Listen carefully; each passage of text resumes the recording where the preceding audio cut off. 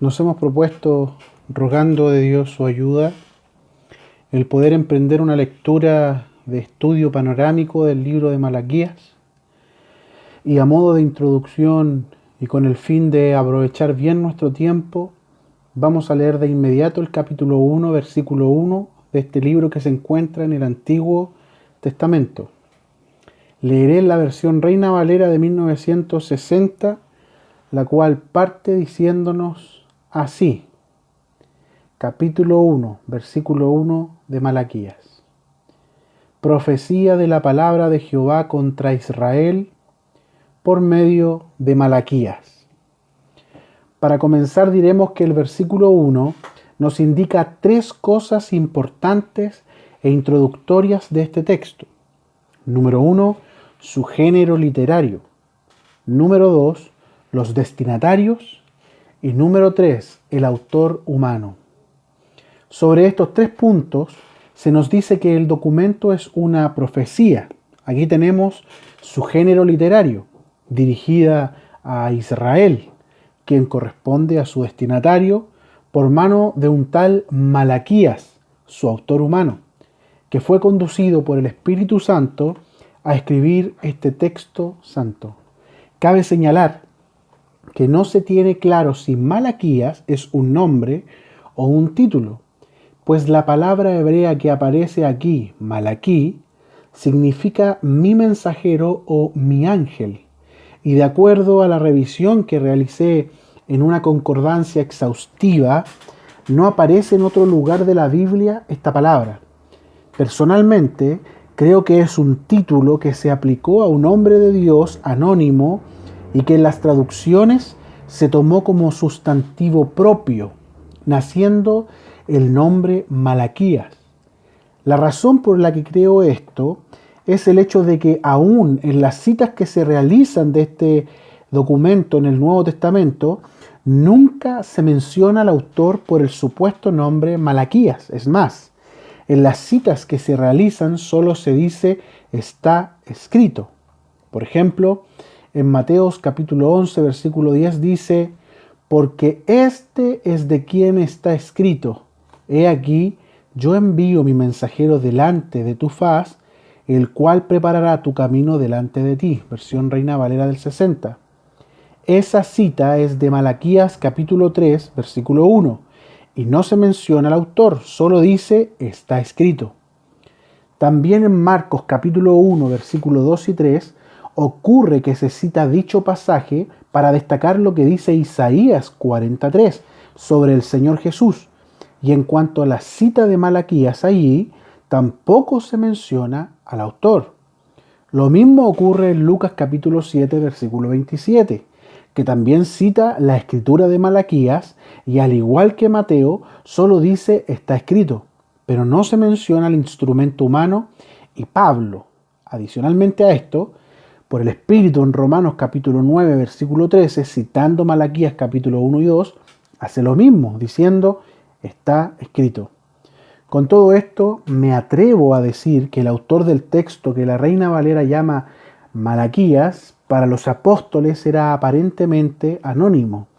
Aquel libro era una profecía que Dios dio a su mensajero de aquel entonces y del que no se menciona el nombre. Por ende, creo que más que un nombre era un título. Dios hablaría por su Malaquí, por su mensajero al pueblo de Israel. Sin embargo, mis hermanos, esto no es doctrina fundamental, sino que solo son antecedentes introductorios para tener presente.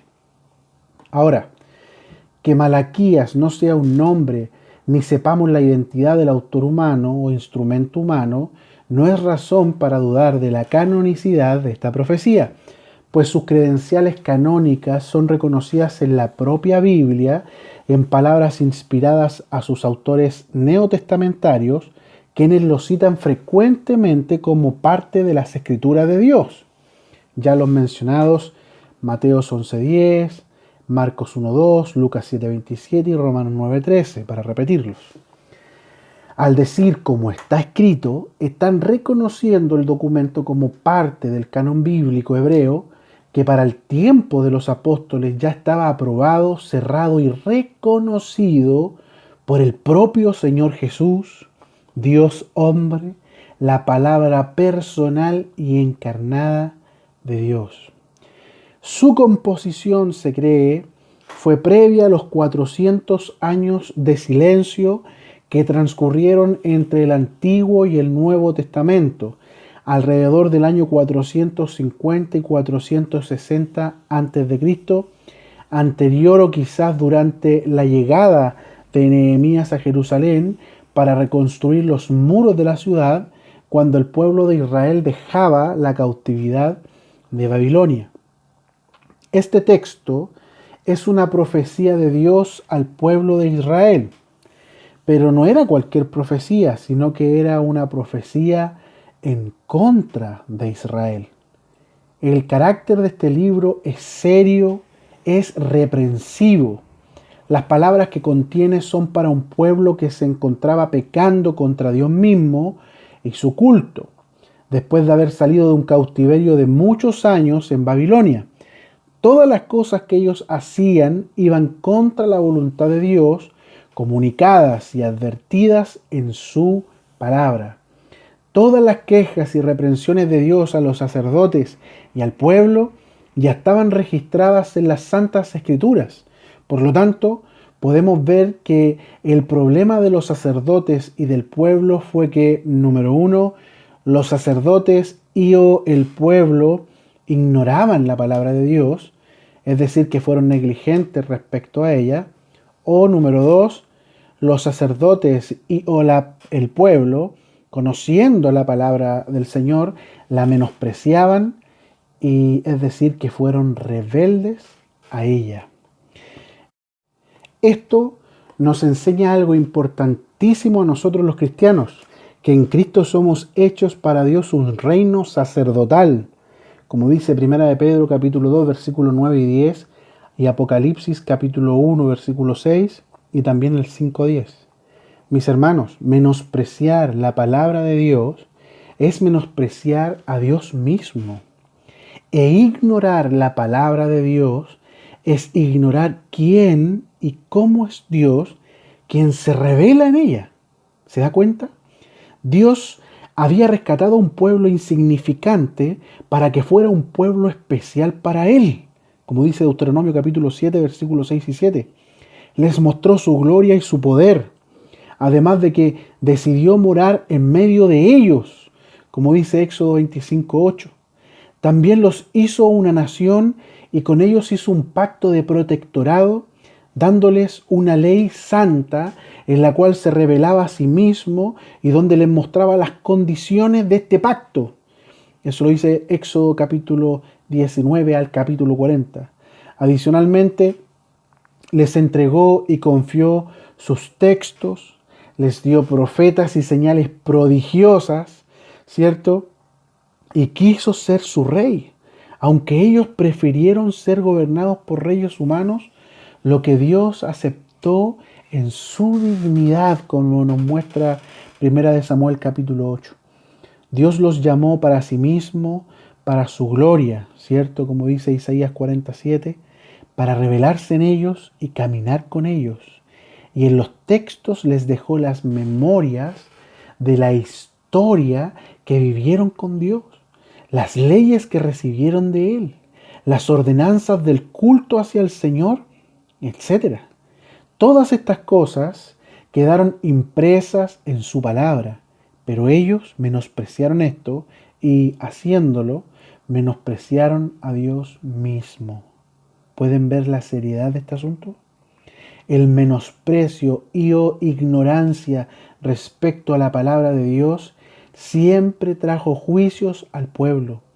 En diferentes épocas de los hebreos ocurrió que estos abandonaron al Señor, se rebelaron contra su palabra y se fueron en pos de dioses falsos o de sí mismos. Cuando algunos se enteraron de sus pecados contra Dios y se arrepintieron, entonces recibieron de Dios misericordia. No obstante, muchas de esas veces los juicios ya estaban decretados para la nación. El menosprecio y o ignorancia se deja ver en pasajes como Segunda de Reyes capítulo 22, donde se relata la historia del rey Josías, que ocurrió previo al cautiverio de Babilonia. Este rey tenía una buena intención, quería reparar las grietas de la casa de Dios, así que mandó a recoger las ofrendas necesarias para poner en las manos de aquellos que hacían la obra. Cuando llegaron a buscar las ofrendas donde el sumo sacerdote Hilcías, éste le entregó al escriba enviado por el rey, llamado Safán, el libro de la ley que había encontrado. El versículo 8a dice así: Entonces dijo el sumo sacerdote Hilcías al escriba Safán: He hallado el libro de la ley en la casa de Jehová. Versión Reina Valera del 60. Por las palabras que dijo Hilcías, nos damos cuenta que el libro de la ley de la casa de Dios era desconocido por el mismo sumo sacerdote. Él dijo: he hallado, como quien hace un descubrimiento de algo que no conocía o de algo que consideraba perdido. Al parecer, aunque era el mismísimo sumo sacerdote de aquel entonces, este hombre ignoraba los santos textos de Dios.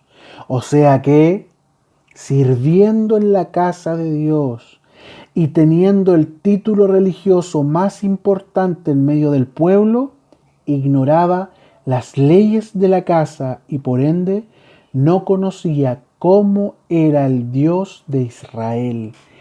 ¿Qué lección debemos aprender aquí, mis hermanos? Mis hermanos, aquello que ocurrió puede ocurrirnos también. Podemos pensar que estamos sirviendo al Señor mientras que ignoramos su palabra y, por lo tanto, desconocemos su voluntad, normas y su forma de ser. Podemos tener buenas intenciones y, como el rey Josías, querer reparar las grietas de la casa de Dios. No obstante, cuando le llevaron al rey la ley y se la leyeron, este rasgó sus vestidos debido a que la palabra de Dios lo iluminó y le mostró que había pecado en gran manera contra el Señor.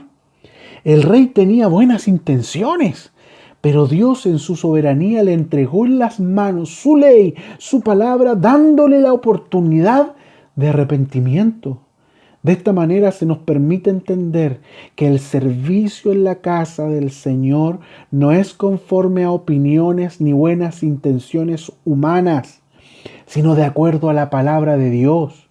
Por lo tanto, debemos grabarnos bien en nuestro corazón que debemos saber cómo conducirnos en la presencia de Dios. Y para saber cómo conducirnos, debemos saber cómo es el dueño de casa, quien en su palabra y por el Espíritu se revela a sí mismo. Este cuadro preexilio babilónico, registrado en Segunda de Reyes capítulo 22, es semejante a lo que estaban viviendo en tiempos de esta profecía de Malaquías y nos permite entender la situación de los sacerdotes y del pueblo de Israel, quienes son los destinatarios de este libro, que es una profecía en contra, no a favor de ellos. Dios tenía en contra del pueblo algunas cosas, y cuando Dios tiene cosas en contra del pueblo, es para que éste se arrepienta, cambie de curso y se vuelva a él. Los sacerdotes y o el pueblo abandonaron cosas que debían afirmar. Además, comenzaron a hacer cosas que atentaban contra la justicia y la santidad de Dios. Y también se comenzaron a tolerar cosas que Dios aborrecía. Las quejas de Dios contra el sacerdocio y el pueblo de Israel eran semejantes a las cosas en contra que el Señor tenía con las iglesias de Éfeso, Pérgamo, Tiatira, Sardis y la Odisea, registradas en Apocalipsis capítulo 2 y 3.